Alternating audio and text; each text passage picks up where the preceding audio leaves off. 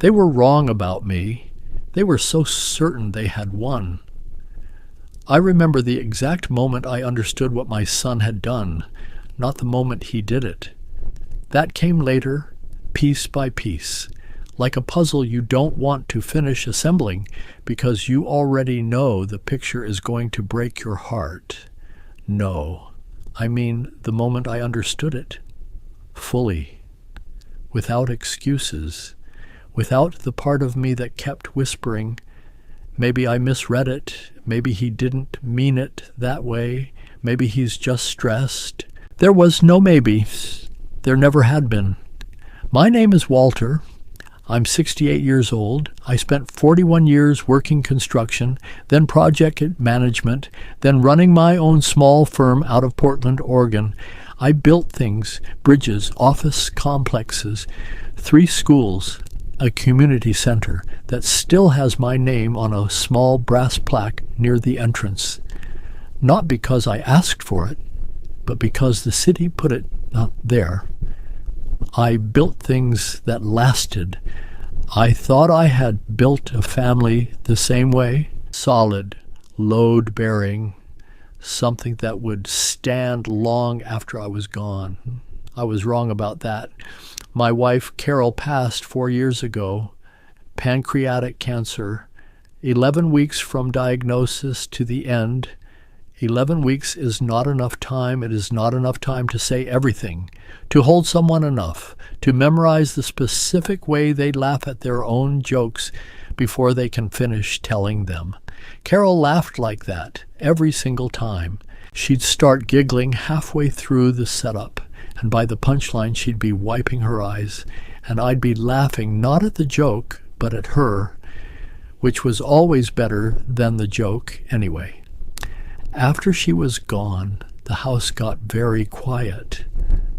My son Daniel called more often in those first few months. He and his wife Renee invited me to dinner on Sundays. My daughter-in-law would make pot roast, and we'd sit at their kitchen table and talk about nothing important, and for a few hours the quiet would lift. I was grateful for that. I told Daniel so. I told him more than once.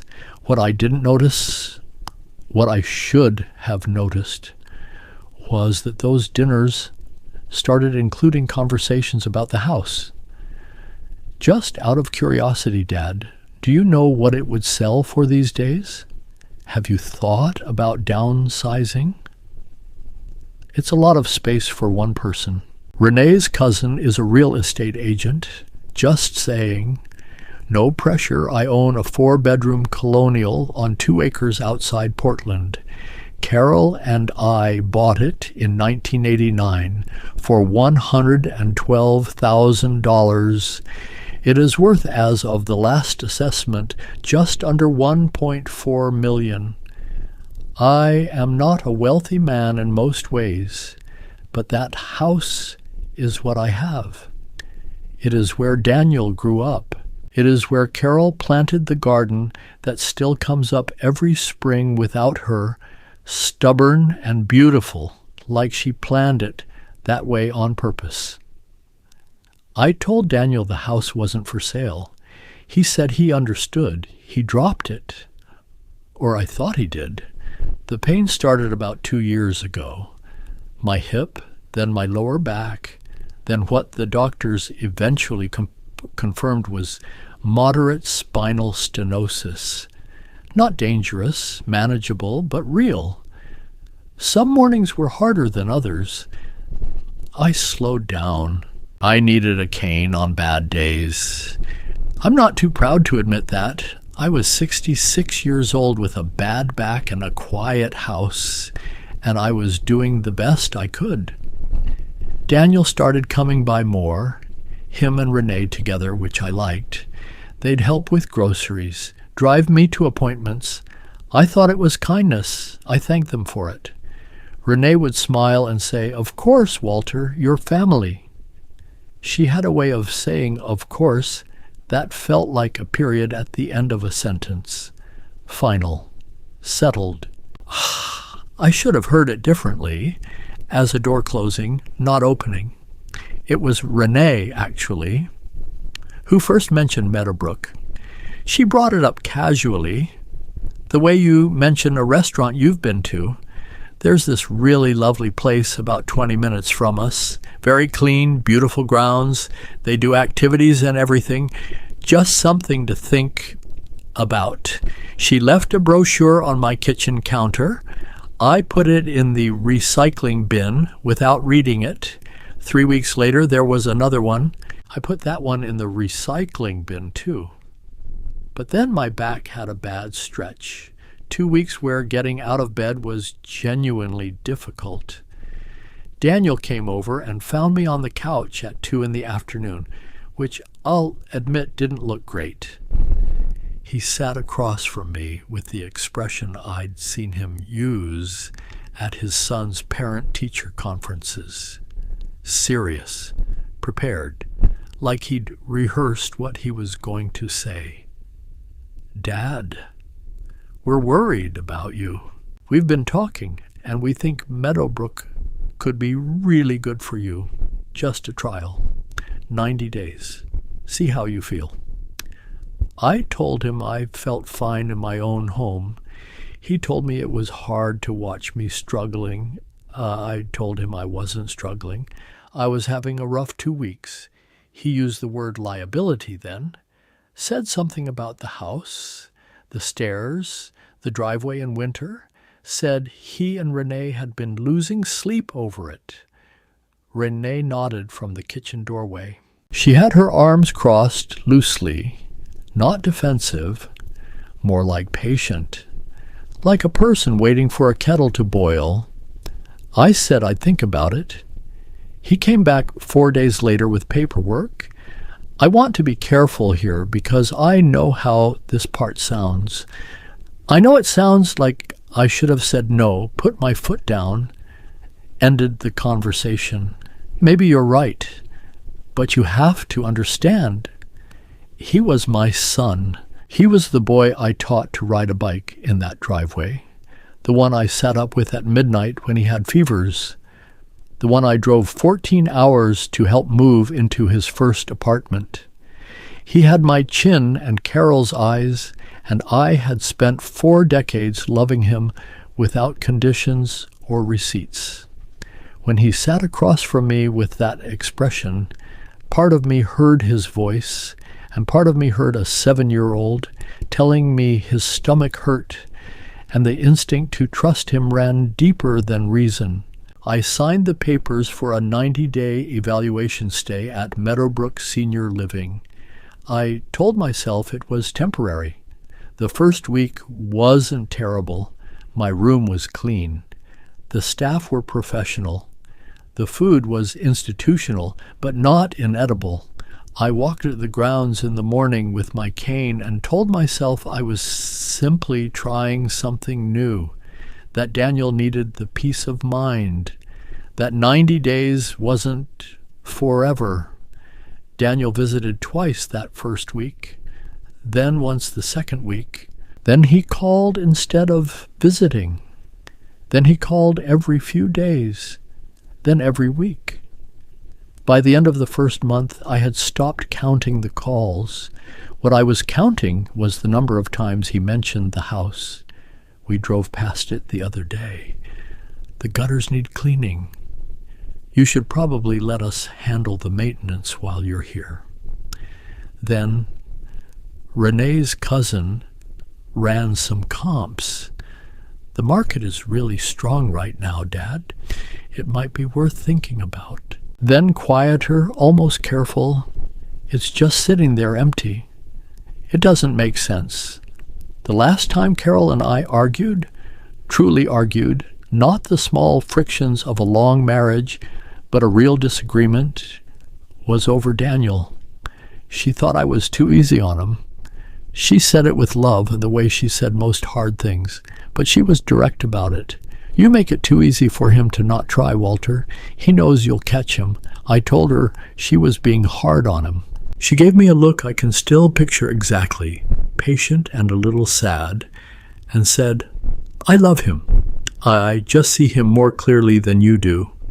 She saw him more clearly than I did. I've had a lot of time to sit with that. In the second month, something shifted in me. Not dramatically, not a single moment.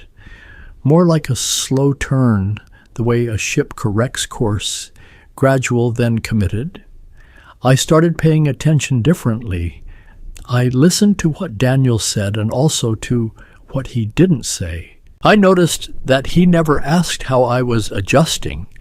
He asked if I was comfortable. There's a difference. Comfortable is about the facility. Adjusting would have been about me. He never asked if I was happy. I called my attorney, a woman named Patricia, who had handled my estate planning since the early 2000s. I told her I wanted to revisit some things. She said she'd been waiting for my call. Not unkindly, just honestly.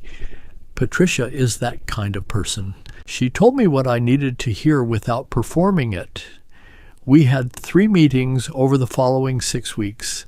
I came to those meetings by cab, which the staff arranged without question. Nobody called Daniel. Nobody had any reason to. The conversations with Patricia were clarifying in a way I hadn't expected.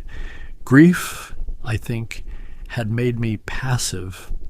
After Carol, I'd stopped planning forward because the future had stopped feeling like something that belonged to me.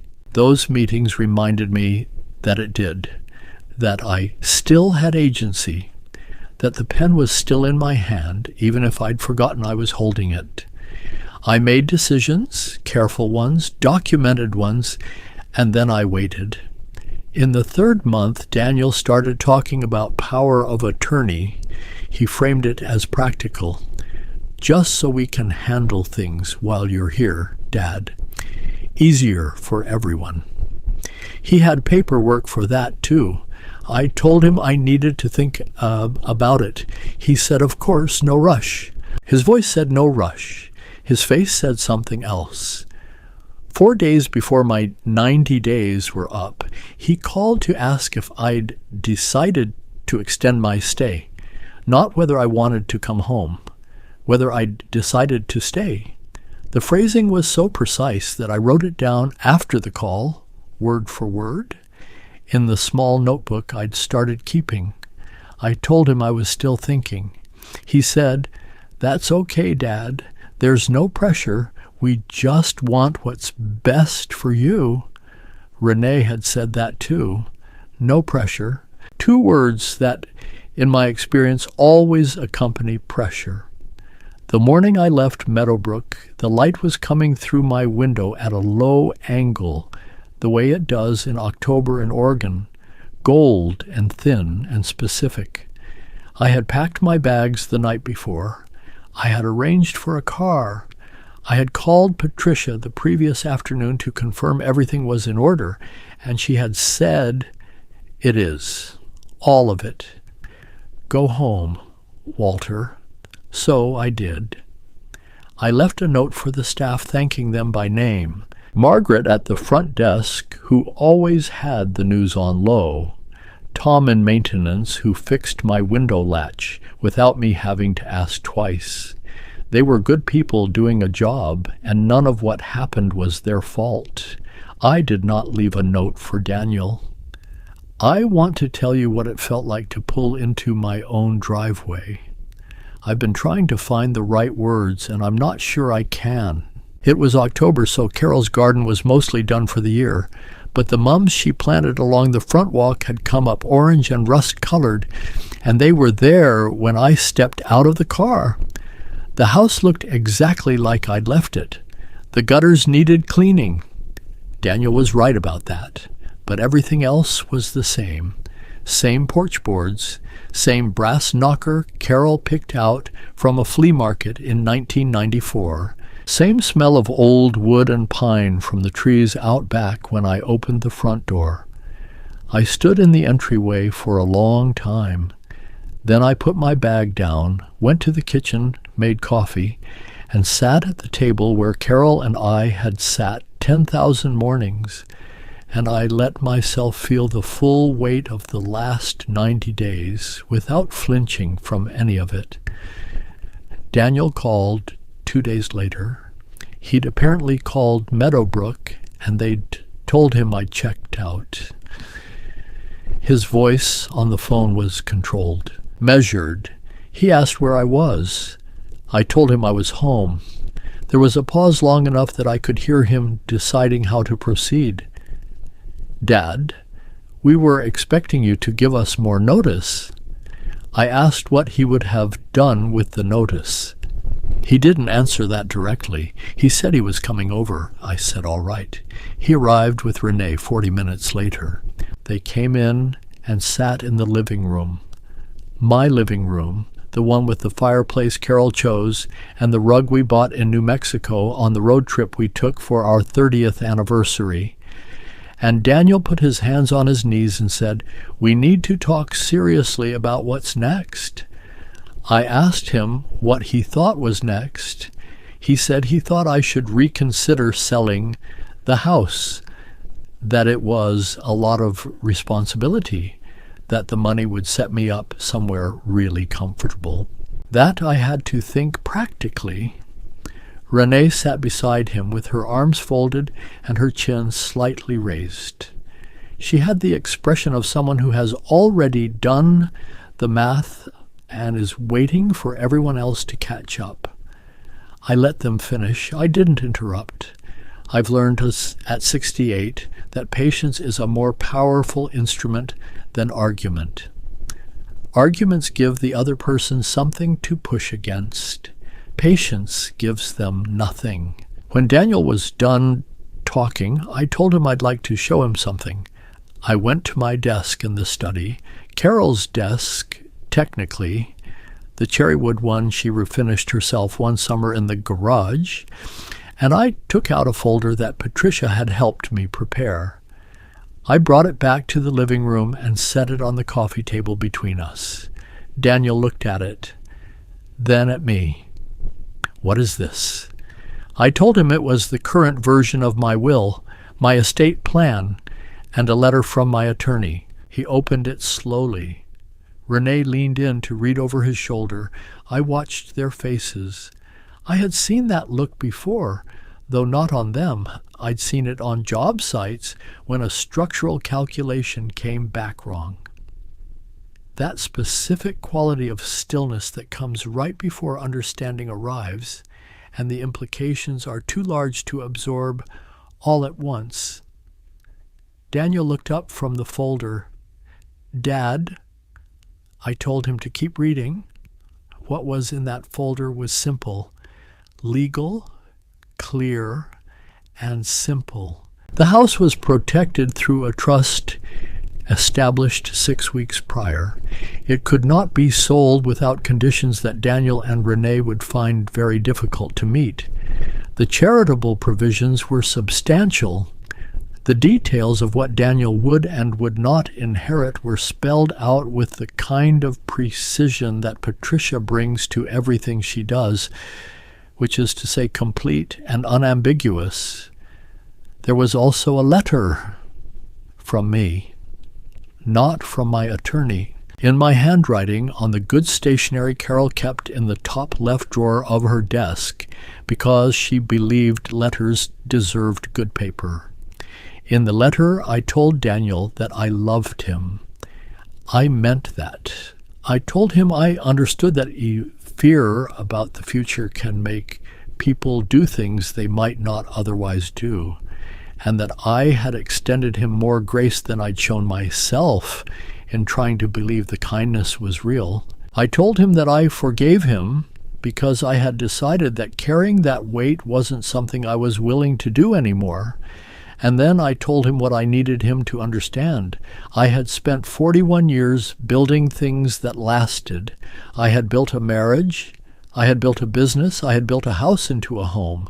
I had done all of that with Carol beside me, and I had continued doing it without her, even when continuing felt like walking into wind. I was not a liability. I was not a problem to be managed. I was not a signature on a document or an obstacle between him and an inheritance. I was his father. I had loved him before he was born, loved him through everything, and would love him still. But I would not let that love be used as a passkey to take what I had built. The letter ended there. Daniel put it down on the coffee table. He didn't fold it. His hands weren't quite steady. Renee stood up and said she needed some air. She went out the front door. I heard it close, not a slam. Something more like a careful quiet, the sound of someone removing themselves from a situation they can't argue with. Daniel sat there a while longer. He looked at the fireplace. He looked at the rug. He looked at his hands. Finally he said, "I thought you needed help." I told him I had needed help. I told him there was a difference between helping someone and making decisions for them. That the first one you do for someone and the second one you do to them. He didn't say anything to that. I told him the door was not closed, not permanently, but that trust, once it develops a fracture, has to be rebuilt the right way, or the whole structure fails. I'd built enough things to know that. He left about 20 minutes later. He shook my hand at the door, which surprised me. Not a hug, but a handshake.